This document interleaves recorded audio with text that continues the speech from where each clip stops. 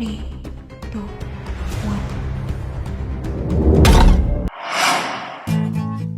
1. So yan, ipapakita ko sa inyo yung harap ng aming campus. So tara and let's video the flag pool, the paglilinyaan ng lahat ng student. Ito po yung harap kung saan dito ka papasok at lalabas. Ala kayo. Buti, maraming nag-exercise dyan, pero hindi ko alam kung para saan. Yan.